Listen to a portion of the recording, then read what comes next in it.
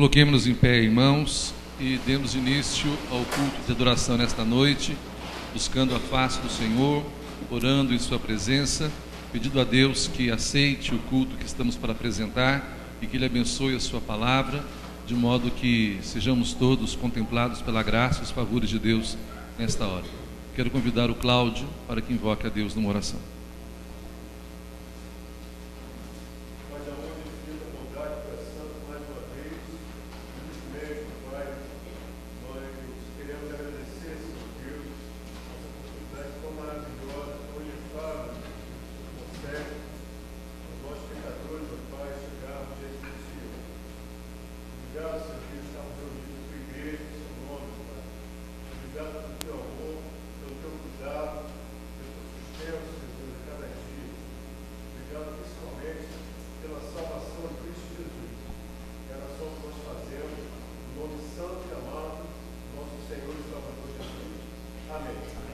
Com alegria, irmãos, tomemos a palavra de Deus no Salmo 134, nesta pequena perícope da palavra de Deus, como uma antífona ao Senhor, adoremos na perfeição da sua palavra.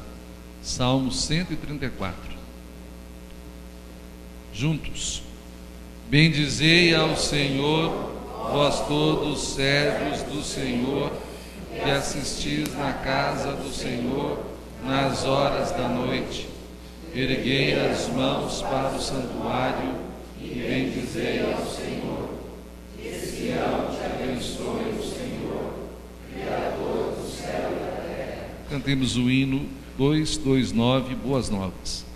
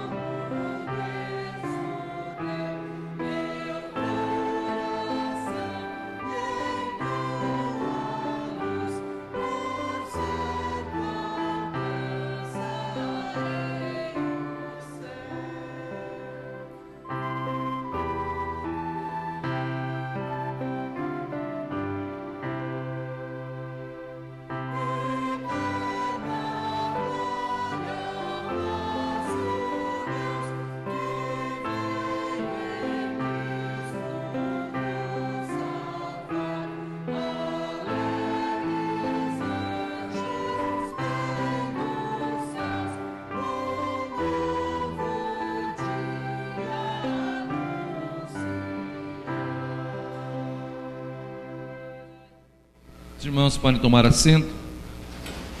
Palavra de Deus da primeira carta de Paulo aos Coríntios, capítulo 10, versículos 14 e 15. Com esse texto, deixemos que o Espírito encaminhe os nossos corações para a confissão dos nossos pecados. Primeira carta aos Coríntios, capítulo 10, versículos 14 e 15, diz assim a palavra do Senhor: Portanto, meus amados, fugi da idolatria. Falo como a criteriosos, julgai vós mesmos o que digo. Irmãos, esse é um texto que ele prepara-nos mais para frente, inclusive, para pensar e considerar a respeito não só da sacramentalidade e da sacralidade, mas fundamentalmente do proveito que a ceia do Senhor tem em nossas vidas. Mas é um texto que também pode ser usado para a reflexão, digamos assim, das nossas vidas em face do pecado, da idolatria, da vida errante, das opções ignóbeis que fazemos ao longo da vida, e é preciso sempre corrigir os nossos caminhos. O Evangelho é um convite à conversão, não apenas para o inconverso. O Evangelho é um chamado à conversão constante, é um chamado à santificação todos os dias. Nosso coração foi tão pervertido desde a queda, que mesmo regenerados, ainda sobra espaço no nosso coração para altares idólatras, ainda sobra forças malignas dentro de nós, capazes de se apegar e atrair de tal maneira as coisas deste mundo, que nós facilmente erigimos altares para ídolos imundos dentro do nosso coração. Por isso o Evangelho é um convite permanente. Já disse outras vezes aqui que Martinho Lutero usava uma expressão em latim muito interessante, que o Evangelho é um chamado a conversatio suorum tuorum, que é a conversão permanente e constante, sem jamais detença do coração.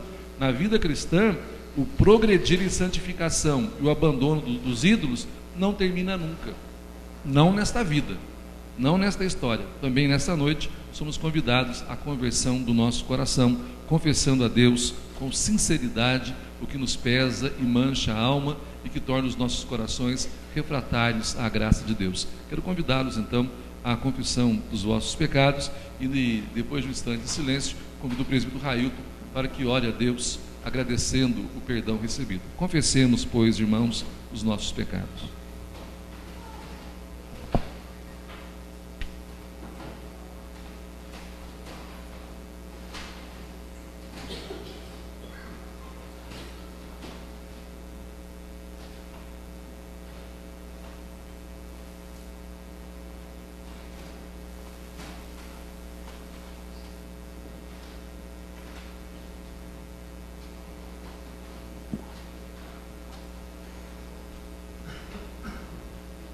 Bendito Deus, amantíssimo Pai que estás nos céus, louvado seja o teu nome, porque em graça e misericórdia o Senhor nos assiste até o momento. Pai Santo, louvamos o teu nome, pela presença santa e doce do teu Espírito Santo, nos fazendo, ó Deus, lembrar dos nossos pecados, que têm, ó Deus, atrapalhado, diminuído, ó Deus, a nossa vida e a nossa alegria no Senhor. Pai querido, tenha misericórdia de nós e obrigado, ó Deus, por trazer, ó Deus, à nossa memória os nossos pecados, dos quais, ó Deus, agora o teu povo se arrepende e pede perdão. Pai querido, louvado seja o teu nome, porque em Cristo Jesus nós temos a certeza, ó Deus, dos nossos pecados perdoados. Por isso, ó Pai Santo, nós agradecemos e te louvamos, ó Deus, essa oportunidade que o Senhor nos dá de sondar os nossos corações auxiliados pelo Senhor. E agora, ó Deus, sabedores que somos pecadores, nós somos, ó Senhor, chamados a entrar na presença do Senhor agora, com corações transformados e limpos pelo sacrifício de Cristo Jesus, no nome de quem nós oramos e agradecemos, ó Pai. Amém. Perdoados que fomos pelo Senhor, lavados na sua misericórdia, é hora de prorromper em louvor e adoração ao Senhor.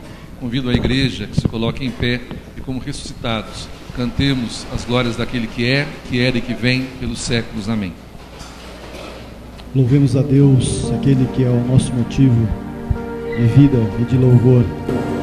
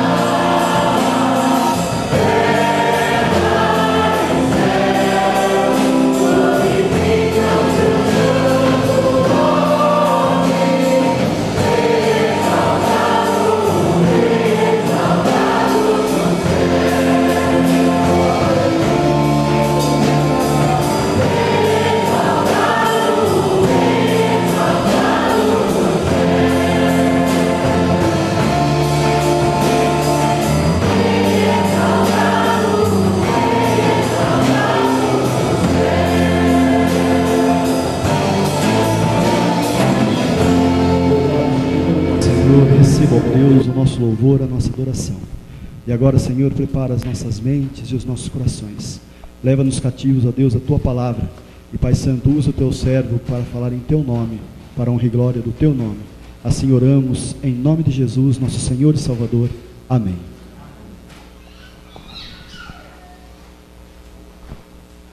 Leitura do livro do profeta Isaías, capítulo 11, versículos de 1 a 10. Profeta Isaías, capítulo 11, versículos de 1 a 10. Diz assim a palavra do Senhor: do tronco de Jessé sairá um rebento, e das suas raízes um renovo. Repousará sobre ele o Espírito do Senhor, o Espírito de sabedoria e de entendimento, o Espírito de conselho e de fortaleza, o Espírito de conhecimento e de temor do Senhor. Deleitar-se-á no temor do Senhor, não julgará segundo a vista dos seus olhos, nem repreenderá segundo o ouvir dos seus ouvidos, mas julgará com justiça os pobres e decidirá com equidade a favor dos mansos da terra. Ferirá a terra com a vara da sua boca, e com o sopro dos seus lábios matará o perverso. A justiça será o cinto dos seus lombos, e a fidelidade o cinto dos seus rins. O lobo habitará com o cordeiro, e o leopardo se deitará junto ao cabrito. O bezerro, o leão novo e o animal cevado andarão juntos, e o pequenino os guiará. A vaca e a ursa pastarão juntas, e as suas crias juntas se deitarão. O leão comerá palha como o boi. A criança de peito brincará sob a toca da áspide, e o já desmamado meterá a mão na cova do basilisco. Não se fará mal nem dano algum em todo o meu santo monte, porque a terra se encherá do conhecimento do Senhor, como as águas cobrem o mar. Naquele dia recorrerão as nações à raiz de Jessé, que está posta por estandarte dos povos. A glória lhe será a morada. Ó Deus, benigno e cheio de misericórdia, que não te deixes vencer, ó Deus, em bondade. E por isso, no tempo que se chama hoje, preparas-nos uma palavra que aponta para o futuro, para que os nossos corações descansem nas tuas promessas. Nós entendemos, Deus, que promessas do Senhor não são aquelas coisas que sob certas circunstâncias poderão acontecer, mas as tuas promessas são garantias de que certamente a tua boa palavra prevalecerá em nosso favor. Por isso, ó Deus, com os corações gratos e humildes, nós te suplicamos agora a bênção da iluminação, para que cada um de nós recolhamos da parte do Senhor a porção que nos é devida e necessária para continuar a nossa vida vivendo para a glória do Senhor. Em nome de Jesus que nós rogamos. Amém. Irmãos, nós estamos dentro desse contexto do tempo do advento, e nós já vimos, quer pelas pastorais, quer pela semana passada, que o tempo do advento, ele tem esse misto de preparar de modo imediato os festejos do Natal do Senhor que se aproximam, fazendo-nos ir ao Antigo Testamento e relembrar destas profecias e promessas que apontam para a vida do Messias, e ao mesmo tempo o tempo do advento rompe com a história aqui e agora e com os fatos do passado e apontam-nos a direção do futuro, porque advento quer dizer espera, quer dizer expectativa, e nós esperamos desde agora, como prática eclesial, e também o coração de cada crente deve aguardar a volta triunfante de Jesus, que um dia prometeu voltar e assim o fará. Então o tempo do advento, além de preparar-nos para o Natal, que mais 2-3 semanas haveremos de celebrar o fato da encarnação e não a data em que ocorreu o fato, nós damos graças a Deus porque é fato que João 3,16 cumpriu-se na íntegra, porque Deus amou tanto o mundo que enviou o seu Filho. Nós cremos na promessa que foi realizada lá em Gálatas 4,4, que, chegada a plenitude dos tempos, Deus enviou o seu Filho, a data para nós é absolutamente relativa. 25 de dezembro, 1º de março ou 2 de junho, para nós seria absolutamente irrelevante o dia, mas o calendário civil e religioso consagrou e conservou esse dia, e Deus, na sua providência, permitiu que a igreja tivesse um dia, então, no seu calendário, para parar todas as coisas e relembrar, com ações de graças, o fato de que Deus cumpriu a sua palavra e deu-nos um Salvador, deu-nos o Salvador Jesus. Mas ao mesmo tempo que nós voltamos os olhos lá para a gruta de Belém e com os corações enternecidos agradecemos a Deus o fato de que Deus é sempre pronto em cumprir a sua promessa e nunca trai, ao mesmo tempo nós elevamos os olhos para além do tempo, para além da contagem dos séculos, e aguardamos agora a volta de Jesus glorioso, e o nosso coração também deve ser treinado a esperar por estas coisas. Por incrível que pareça, por mais fé que nós tenhamos, de domingo a domingo, nós podemos sim ter a prática de esquecer que Jesus está às portas. Nós vivemos a nossa vida tão mergulhados no cotidiano, vivemos a nossa vida tão presos ao aqui e agora, à agenda, à responsabilidade daqui a pouco, aos sonhos e projetos de curto prazo, que nós perdemos muitas vezes o horizonte da nossa fé, que é a volta gloriosa do Senhor Jesus. Nós estamos tão sobrecarregados, com os corações tão presos nas coisas que acontecem ao nosso redor e nas nossas circunstâncias, que nós esquecemos que nós vivemos aguardando a volta do Senhor Jesus. Cada geração, desde o dia da ascensão de Jesus aos céus, cada geração de cristãos deveria ter o seu coração treinado, desafiado e abastecido pela esperança que um dia para o Senhor são como 1000 anos, e 1000 anos como a vigília da noite que passou. Portanto, o Senhor não tarda, Ele há de aparecer como um ladrão da noite. Por isso que as Escrituras, sobretudo o Novo Testamento, nos convidam constantemente à vigília. Vigiai e orai. Nós temos até a parábola das virgens nécias e das virgens prudentes, que fala exatamente disso. A igreja vive num constante advento. De todos os tempos litúrgicos conhecidos, o advento deveria ser o tempo por excelência da igreja, porque nós somos a igreja escatológica, a igreja dos últimos dias. Existe uma denominação que chama Igreja de Jesus Cristo, os Santos dos Últimos Dias, que são os mormons, mas na verdade os santos dos últimos dias são aqueles que não perdem de vista a volta iminente do Senhor Jesus. Portanto, o tempo do advento é um tempo que deve preparar-nos para o encontro com o Senhor Jesus, quer o nosso encontro pessoal, que pode acontecer repentinamente, quer esse encontro de toda a igreja, de todo o povo de Deus, de todos os tempos, que há de subir com o Senhor. E esta noite, esta profecia, ela é histórica, porque ela aconteceu.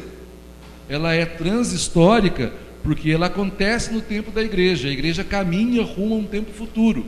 E ela é meta-histórica, para além da história, da contagem dos dias, dos anos, das semanas e das horas.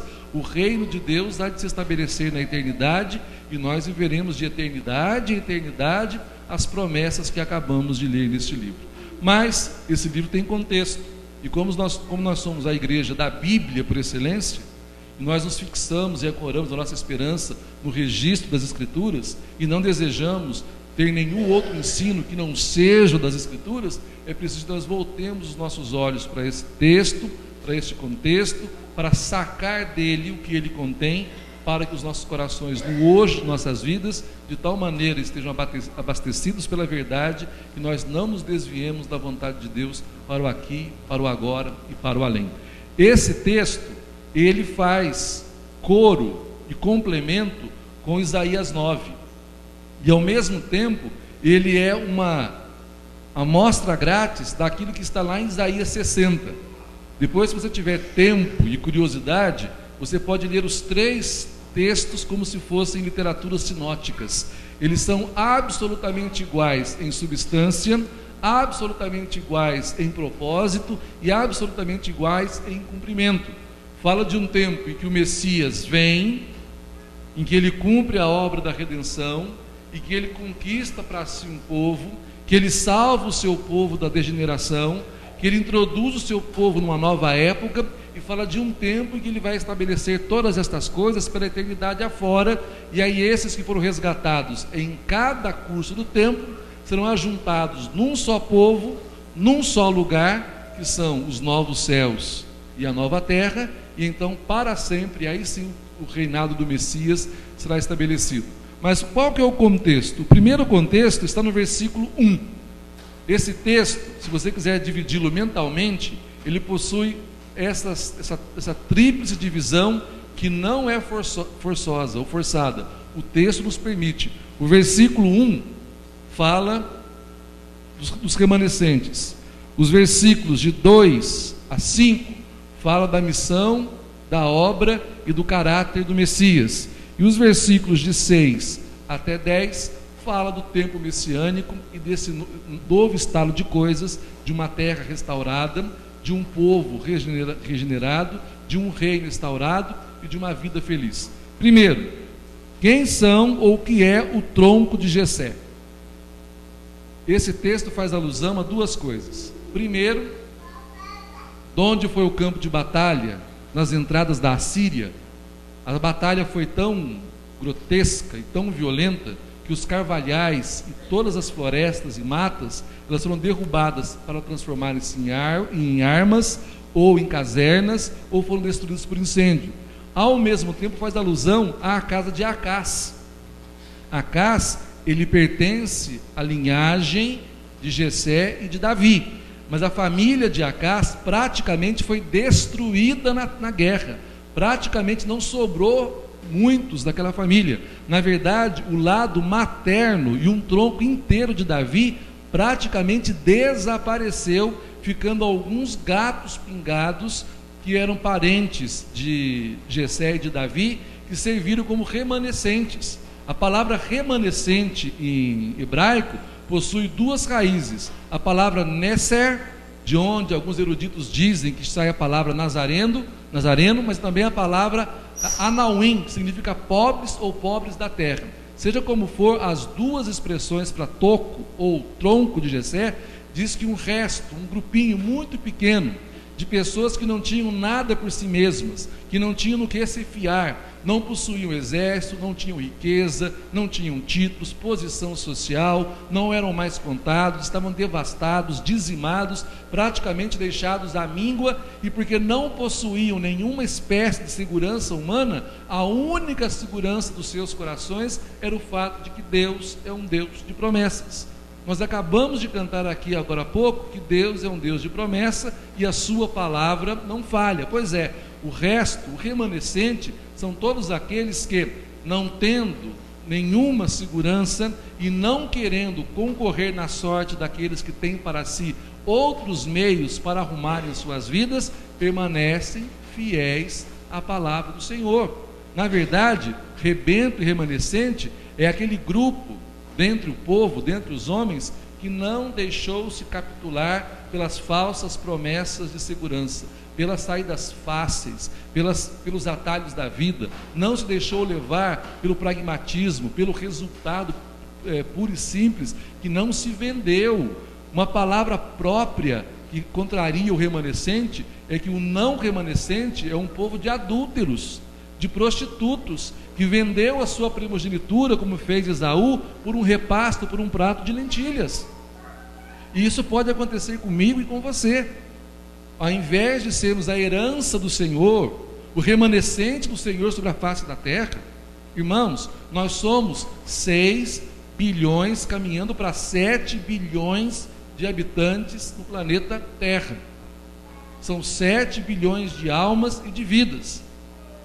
E por incrível que pareça, por mais que você tenha uma visão distorcida da realidade, a igreja não cresce.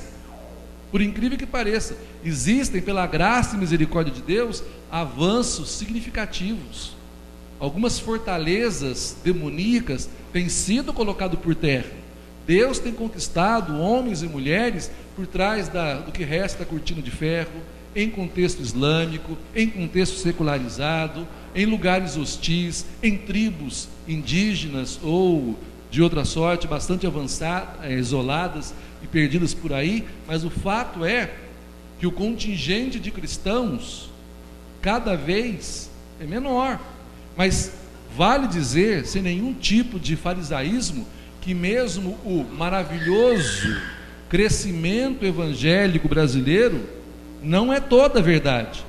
Dentro da igreja, ou daquilo que se denomina ou chama cristãos ou igreja, existem muitos que do evangelho tem só o verniz, que da palavra de Deus tem, quem sabe, a perfumaria, que vive apenas nas exterioridades da religião, confundindo psicologismo barato, confundindo autoajuda, para fazer um trocadilho com o Hernandes Dias Lopes, confundindo autoajuda com a ajuda do alto, que são duas coisas distintas.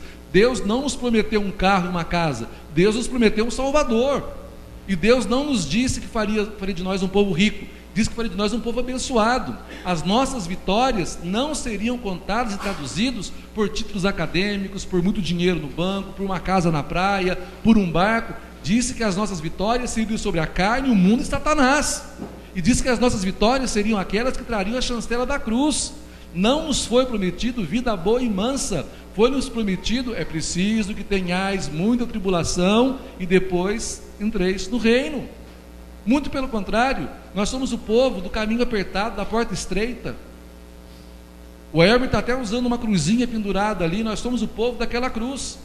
E para parafrasear Santo Agostinho, tão importante como distinguir-se por uma cruz pendurada no peito, é mais essencial distinguir-se por uma cruz que marca a vida, as ações, o coração, os sentimentos. Porque mais importante do que uma cruz como pingente é jamais desgrudar daquela que foi colocada sobre os nossos ombros. Porque quando fomos batizados em nome do Pai, do Filho e do Espírito Santo, foi imposto sobre nós a cruz espiritual de Cristo. Esta é a nossa marca. E de 7 bilhões de homens e mulheres que habitam este planeta, nós somos o resto, deveríamos ser o resto de Israel. Porque foi o Senhor Jesus quem orou e disse: não temais, pequeno rebanho, porque foi do agrado do Pai dar-vos o reino. Então nós nos configuramos como povo da aliança, porque somos o povo do resto. Isso significa que nós não temos nenhuma alegria definitiva em quaisquer conquistas humanas. Isso significa que nós não apoiamos e não temos esperança em nenhuma outra coisa que fora do Evangelho. Isso significa que a nossa vida, por mais feliz que seja, não se compara com a felicidade do porvir. Isso significa que ainda que a nossa vida seja uma bênção de cabo a rabo, vitória a vitória, ainda que nós vivamos todos os dias em triunfo, nada se compara àquela glória imarcessível reservada para os fiéis. Irmãos, se nós fôssemos medir o conceito de fidelidade e felicidade no Evangelho de hoje com os dias de Paulo, Paulo teria sido o mais fracassado e o mais desgraçado de todos os cristãos. Ele diz que ele passou fome, não teve o que vestir, sofreu naufrágio, foi espancado não sei quantas vezes, estava preso, alguns o abandonaram.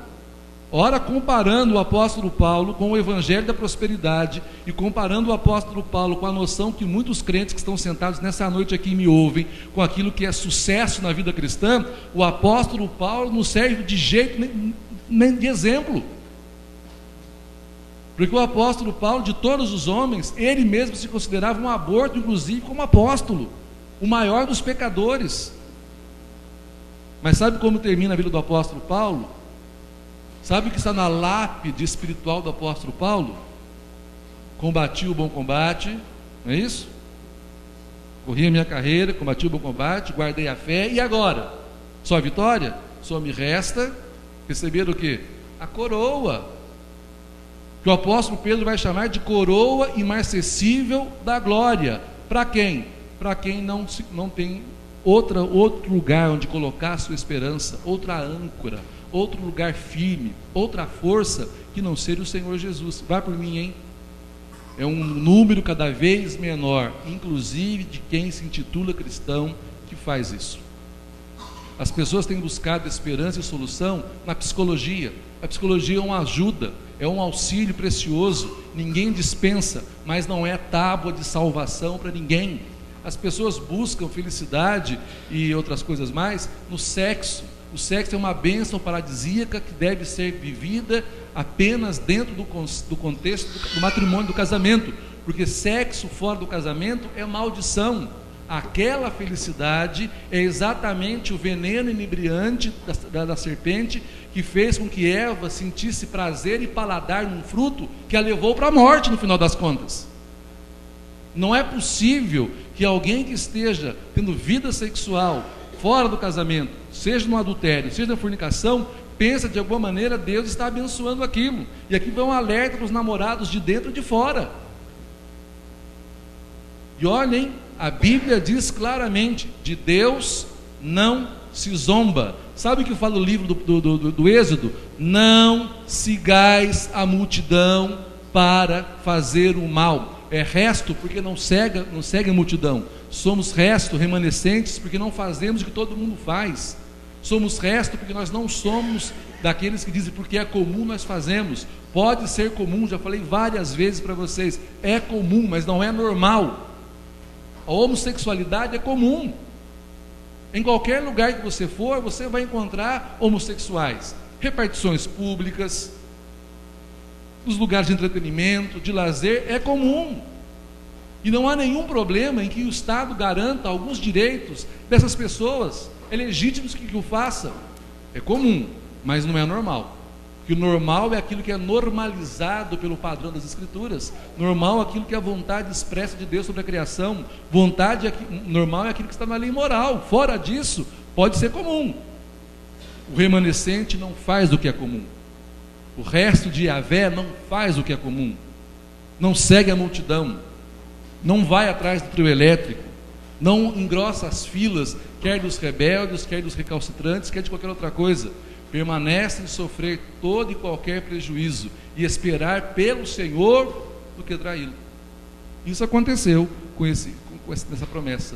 Um resto não se dobrou diante da Síria, não se dobrou diante de Israel, não se dobrou diante do Egito, não vendeu-se para Astarote, não subiu aos montes para prostituir-se com as prostitutas vestais, não ofereceu sacrifício para Neustã, aquela serpente de bronze que no deserto serviu como paradigma sacramental para que Deus cumprisse a sua promessa curando o povo. Não vendeu-se.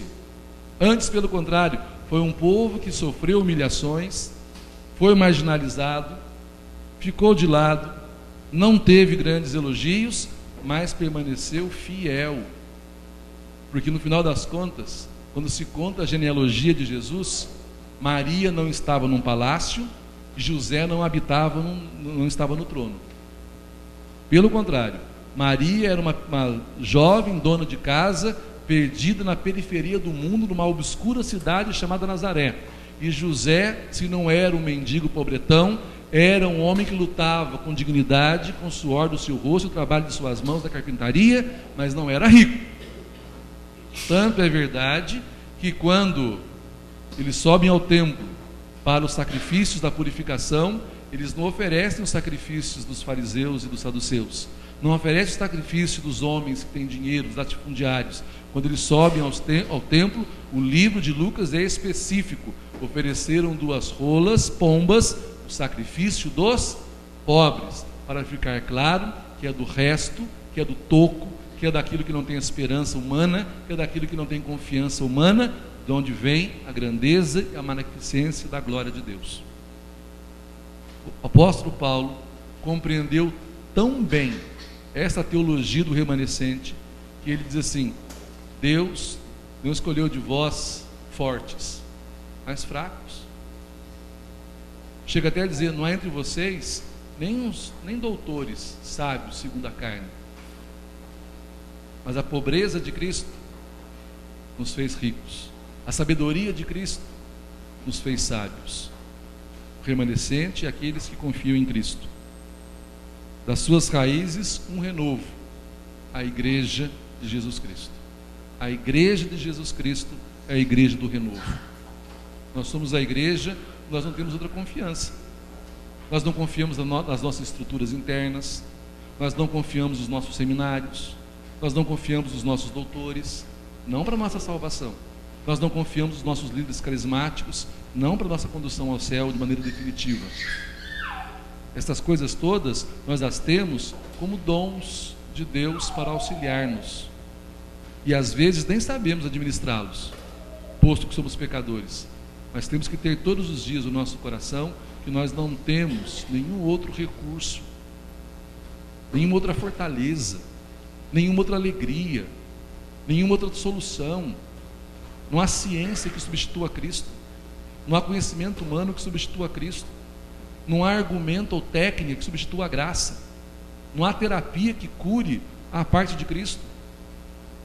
Ele é o único a quem nós devemos recorrer e depositar toda a energia dos nossos corações. Depois, dos versículos 2 aos versículos 5, falam um pouco do caráter desse Messias, desse fruto de Jessé, desse que floresceu lá no ventre depois de Maria, que de tão formoso, de tão belo, foi capaz de provocar alegria em João Batista no ventre de Isabel. E próprio Isabel disse: bendita és tu entre as mulheres, e bendito é o fruto do teu ventre. E a criança pulou de alegria dentro de mim ao ouvir a saudação da tua voz. Quais são as características do nosso Senhor? Primeiro, sobre ele repousa o Espírito do Senhor. Mais tarde, Jesus vai dar provas de que o Espírito do Senhor está sobre ele. No dia do batismo, desce sobre ele como que em forma de pombo o Espírito, e a voz do céu diz: esse é meu Filho amado, em que eu coloquei toda a minha complacência. Mais tarde, inspirado pelo Espírito Santo, ele ora, ele escolhe os seus discípulos, e quando ele volta à sinagoga onde ele frequentava, ele abre o livro do profeta Isaías no outro trecho, e ele vai dizer: o Espírito do Senhor está sobre mim, pelo que me ungiu. De onde a palavra Cristo. Ele foi crismado pelo Espírito Santo, significa ser ungido pelo Espírito Santo. Então o nosso Senhor é aquele que é pleno do Espírito para comunicar-nos graça, e o ungido é aquele que traz da parte de Deus aquilo que nós não poderíamos acessar, que é a Shalom, que é a paz, e a paz por meio da justificação, que nos faz um povo reconciliados, de inimigos e beligerantes que somos, de pecadores asquerosos e nojentos que somos, entramos na alegria, na paz de Deus, mediante o Espírito que está sobre este, e é esse Espírito que Ele nos dá. Esse Espírito nós temos, em Cristo, esse Espírito está conosco. Nós também somos os ungidos do Senhor. Sabe aquele papinho jacaré que tem alguns pastores por aí? Não toqueis nos meus ungidos, não toque no ungido do Senhor, porque o pastor é o ungido do Senhor. Você conversa para boi dormir. Todos nós somos ungidos do Senhor igualmente. O que nós temos na igreja são funções e até certo ponto autoridades e poderes diferentes. Mas o pastor não é o ungidão, ungido por excelência. Ele não é um ungido plus 2.0, mais que os outros. O dia que você ouvir isso, olha, não pode tocar no pastor, hein? Não pode falar com o pastor, não fala mal do pastor, porque ele é o ungido do Senhor. Você não pode falar mal do pastor, você não pode falar mal da Carol, você não pode falar mal do Newton, você não pode falar mal do Daniel, você não pode falar mal do Raildo, da Tainá, você não pode falar mal de quem está nos visitando nessa noite, você não pode falar mal do bêbado que está na rua, você não pode falar mal da prostituta, você não pode falar mal de ninguém. Por excelência, não deve falar mal dos ungidos do Senhor. E dos outros, devemos falar bem para eles do Evangelho e mal só do seu pecado. Porque ao Senhor cabe a justiça, Ele é o que vai vingar, Ele que vai distinguir uma coisa da outra. Portanto, irmãos, o convite é para que nós entendamos que a unção que está sobre Ele é a unção que está sobre a igreja, e a unção que foi derramada sobre o Messias é a unção que Ele compartilhou conosco. Veio um pai da igreja chamado André de Creta, que viveu mais ou menos no século IV, finalzinho do século III, começo do século IV. Ele deu um sermão sobre aquele trechinho do Evangelho em que diz que a mulher quebrou o vaso cheio de alabastro para ungir os pés do Senhor, e depois aquele perfume rescindiu na casa, né? Todo mundo sentiu o cheiro daquele perfume que inebriou a todos. Ele diz que aquele gesto foi um prenúncio do que aconteceu na cruz, porque quando o vaso do corpo de carne de Cristo foi partido na cruz, o bom Espírito de Cristo espalhou-se por toda a casa da igreja, e todos aspiraram o perfume da vida. Se não é literalmente verdadeiro, não deixa de ser espiritualmente bonito. Quando aquele vaso foi quebrado, nós aspiramos no Espírito, e é por isso que lá em João 20, já na ressurreição, Ele sopra sobre eles, lhes concede uma primeira porção do seu Espírito, para o perdão dos seus pecados e para habilitá-los para aquele testemunho momentâneo até que viesse Pentecostes. Mas se o vaso não fosse partido, se o pote não fosse quebrado, o perfume não teria saído e o seu cheiro não teria tocado a todos. Por isso que mais tarde Paulo vai dizer que nós temos o bom odor de Cristo. Nós somos o bom odor de Cristo. Bom odor de Cristo para a vida dos que creem, para a morte dos que são reprovados. Mas o bom odor de Cristo agora está nesta casa, que é a igreja, que é esse Espírito que pairava sobre o Messias. Mas, irmãos, fala das características desse Messias. O primeiro deles é de sabedoria e de entendimento. Duas prerrogativas próprias de um rei. O livro dos Provérbios diz que o coração do rei é cheio de sabedoria e que Deus guia o coração do rei como guia os rios para o fazimento perfeito da vontade. Nós somos o povo, o resto, que temos um rei sábio, cheio de entendimento e sabedoria para conduzir-nos pelo caminho da vida. Irmãos, não nos falta sabedoria, nos falta ouvidos. Sabiam disso? Não nos falta referências, nos falta ouvidos. Por isso que o Salmo diz: se hoje escutardes a sua voz, não endureçais o vosso coração. E como nós endurecemos o coração? Como no dia de Massá e de Meribá. Corações duros são corações murmurantes. Corações duros são corações que reclamam. Corações duros são corações insatisfeitos com a graça, insatisfeitos com a promessa, insatisfeitos com a providência, insatisfeitos com o governo de Deus sobre as nossas vidas. Eu já falei isso domingo passado, se eu não me engano. Se fosse nos dada a oportunidade de escrever o final de nossas vidas, o final seria trágico.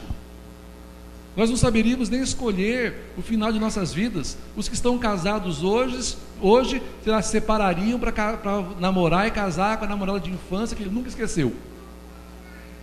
Quem tem filho e mulher, eu queria ter mais um filho homem e não queria ter tantas mulheres assim. Quem depois está aposentando no magistério diz, eu queria tanto ter sido outra coisa, e apagaria a história e faria outra coisa. Nós tentaríamos recomeçar a nossa história segundo o nosso bel prazer, e o final seria, sabe onde?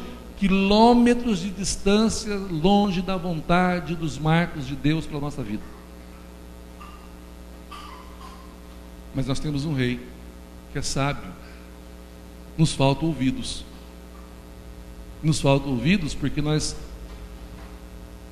nos ouvimos muito. Ouvimos muitos ecos que falam dentro de nós. Por isso que Tiago diz: quem tem falta de sabedoria, peça. Para citar um profeta contemporâneo, amigo do Railton e do Elber, porque nós temos ouvidos moucos, somos incapazes de ouvir com clareza a direção que Deus quer nos dar. Qual é a outra característica desse rei? Que ele tem conselho e fortaleza.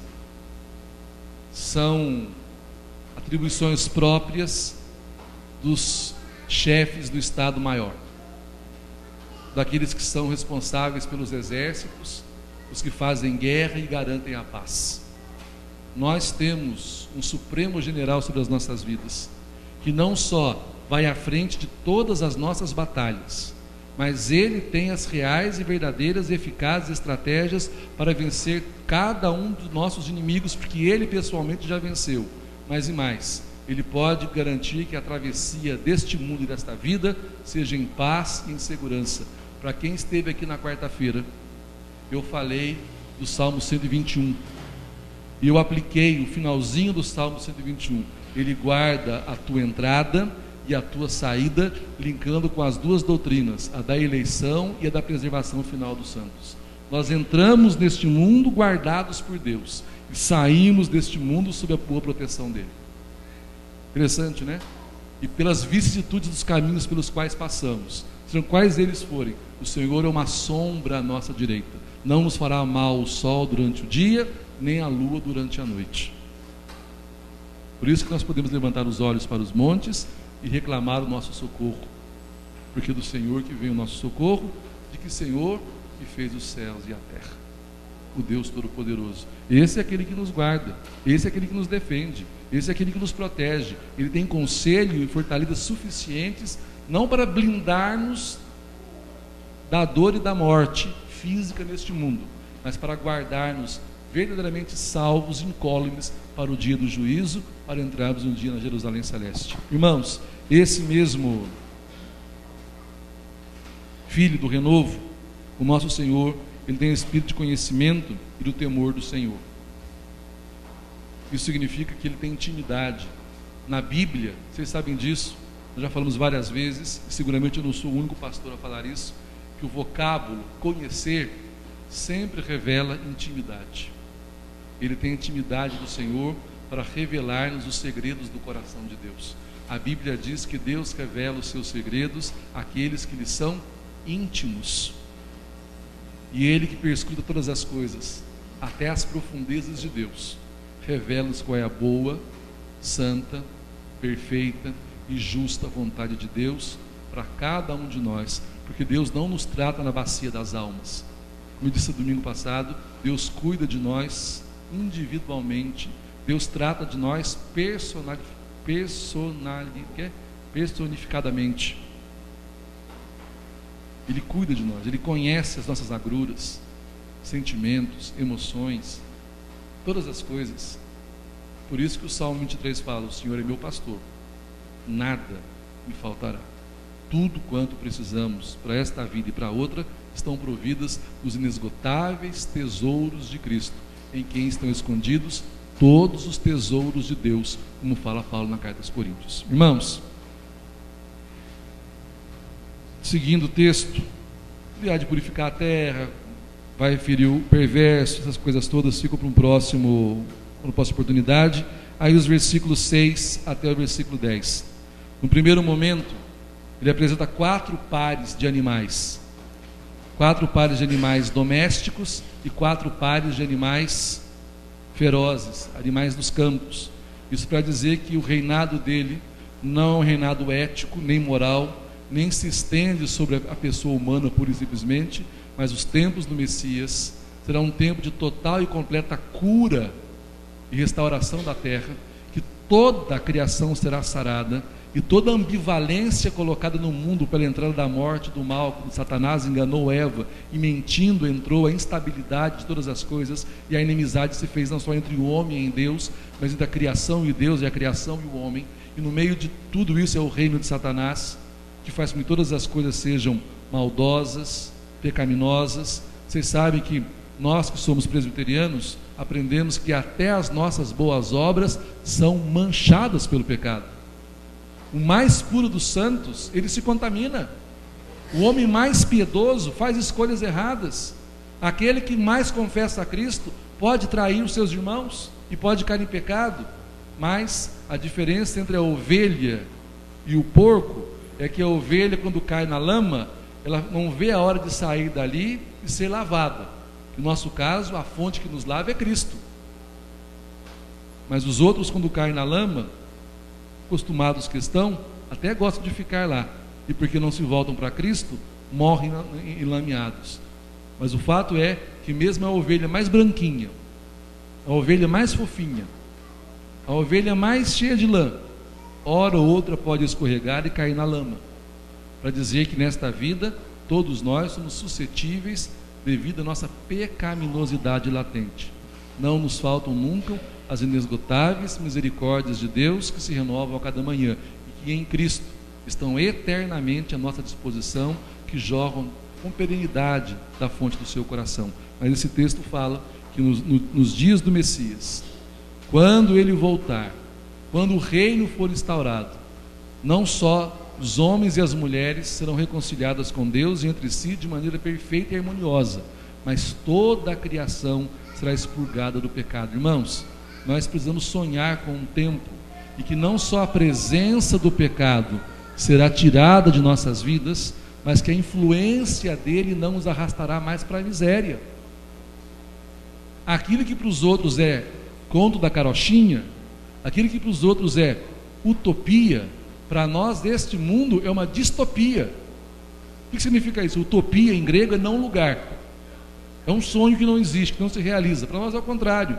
Para nós esse mundo é uma distopia, ou seja, ele já deu o que tinha que dar.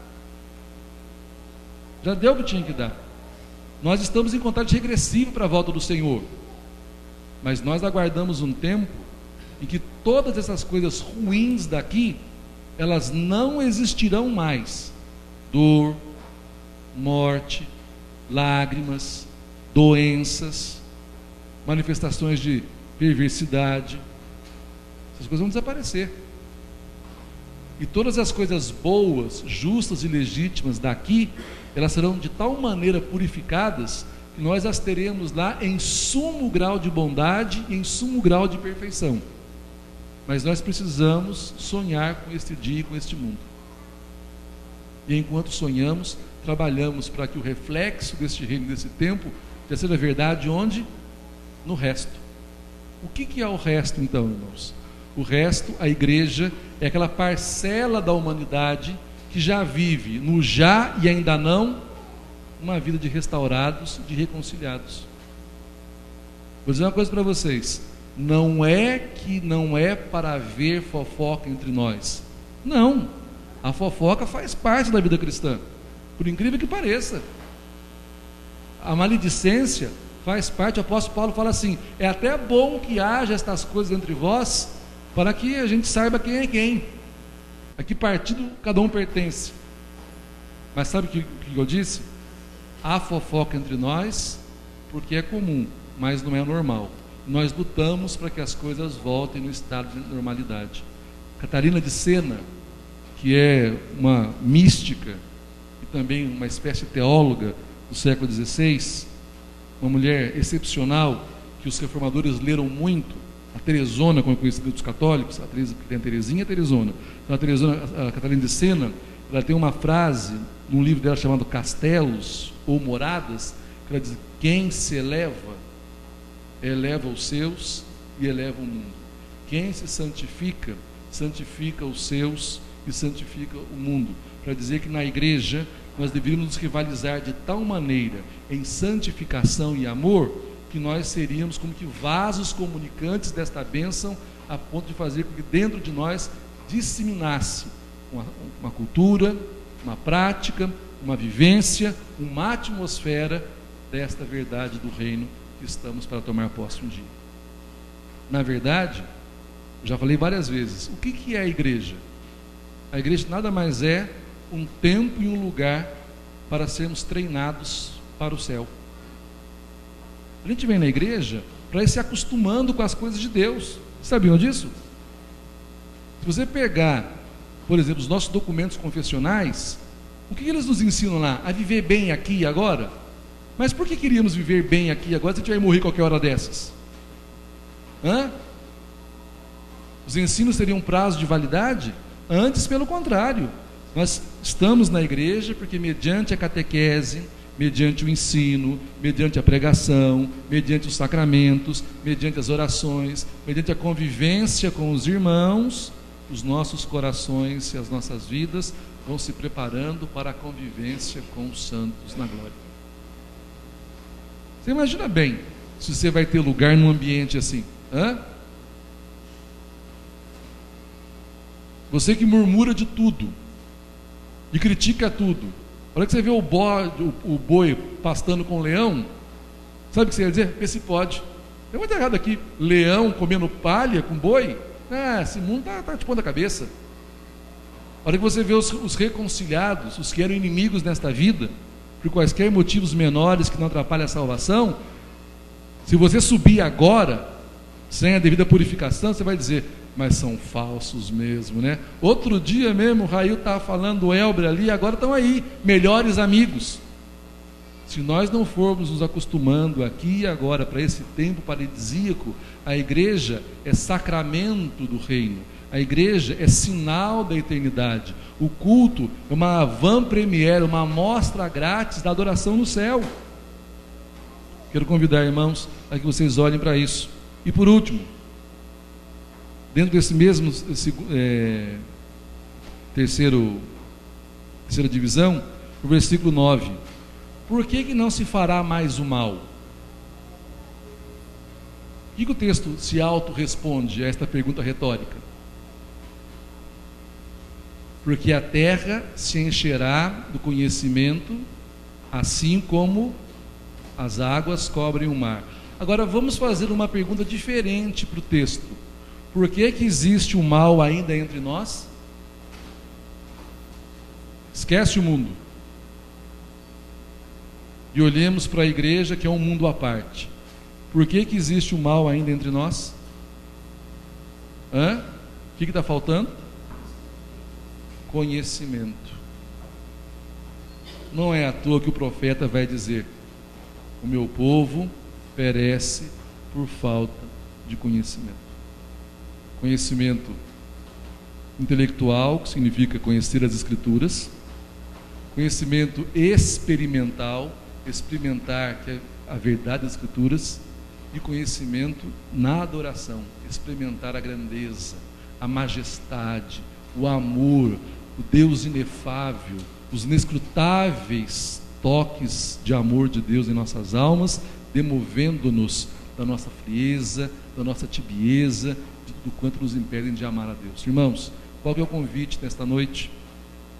São 3 convites básicos. O primeiro: reconheça-se como resto, reconheça-se como remanescente. Sabe que nós não somos da multidão, nós não seguimos a multidão, nós não somos o número maior, a nossa força não está nos números, nós não vivemos de numerolatria, não importa contar cabeças, nós não estamos entre aqueles que vivem da multidão, nós não somos o povo comum. Sabe o que nós somos? O povo de especial propriedade de Deus. Por que nós não fazemos o que é comum a todos os homens? Porque nós somos comprados por alto preço, fomos lavados numa fonte preciosíssima. Nós não somos como os outros. Aquilo que todo mundo faz, que é comum, aprenda isso. Não é que para nós é proibido, não é proibido, é que para nós é inconveniente, é estranho a nossa nova natureza, é estranho a nossa vida, é estranho a vida do reino. Ouso dizer que é uma violência ao reino e ao rei do reino. Segunda coisa, muito importante: saiba que você está em constante treinamento, então não falte das aulas. Você pode perder uma hora ou outra, uma lição importante, depois eu quero ver,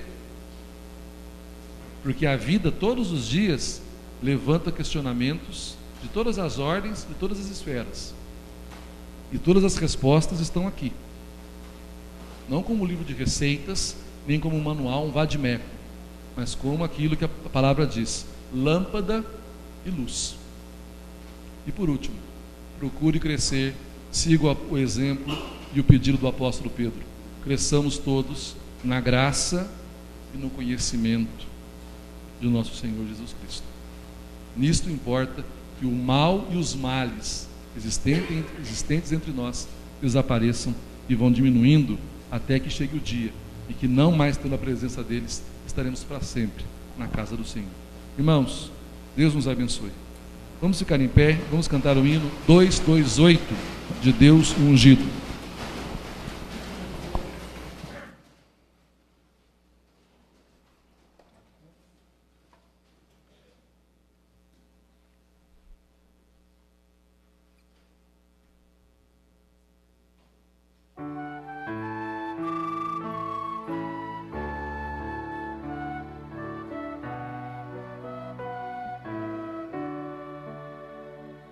Saudade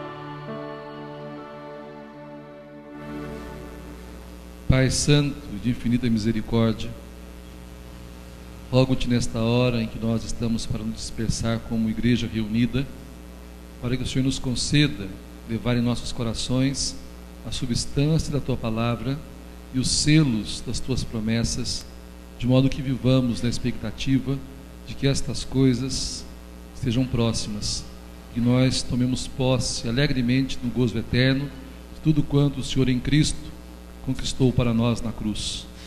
Fica com Teu povo, cura, ó Deus, as nossas enfermidades, consola-nos em nossas tristezas, ampara-nos, Pai Santo, em nossas debilidades e fortalece-nos, ó Deus, dia a dia para o combate desta vida, para que no final de tudo, em Cristo Jesus, sejamos mais do que vitoriosos. Rogamos-te em nome de Jesus. Amém. A graça de nosso Senhor e Salvador Jesus Cristo, o amor de Deus, o nosso Pai, e as consolações do Espírito Santo desçam sobre vós e convosco permaneçam para sempre. Amém.